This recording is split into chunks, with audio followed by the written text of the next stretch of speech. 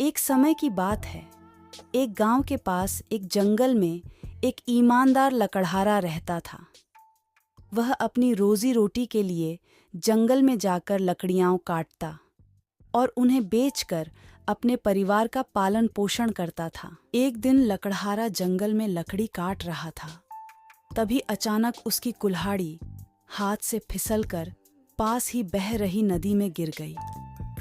वह बहुत परेशान हो गया क्योंकि वह कुल्हाड़ी उसकी रोजगार का एकमात्र साधन थी। वह नदी के किनारे बैठकर रोने लगा। उसी समय नदी के देवता प्रकट हुए और उन्होंने लकड़हारे से उसकी परेशानी का कारण पूछा। लकड़हारे ने उन्हें अपनी कुल्हाड़ी के पानी में गिर जाने की बात बताई।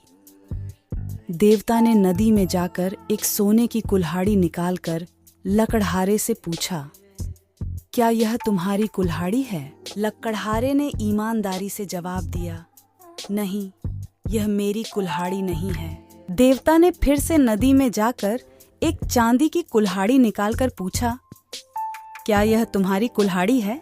लकड़हारे ने फिर से जवाब दिया, नहीं, यह भी मेरी कुल्हाड़ी नहीं है। अंत में देवता ने नदी में जाकर लकड़हारे की लोहे की कुल्हाड़ी निकालकर पूछा, क्या यह तुम्हारी कुल्हाड़ी है?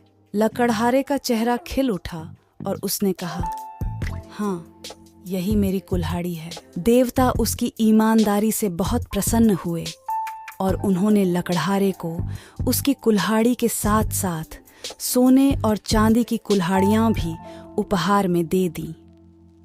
लकड़हारा देवता का धन्यवाद कर प्रसन्न मन से अपने घर लौट आया। इस कहानी से हमें यह सीखने को मिलता है कि ईमानदारी का फल हमेशा मीठा होता है।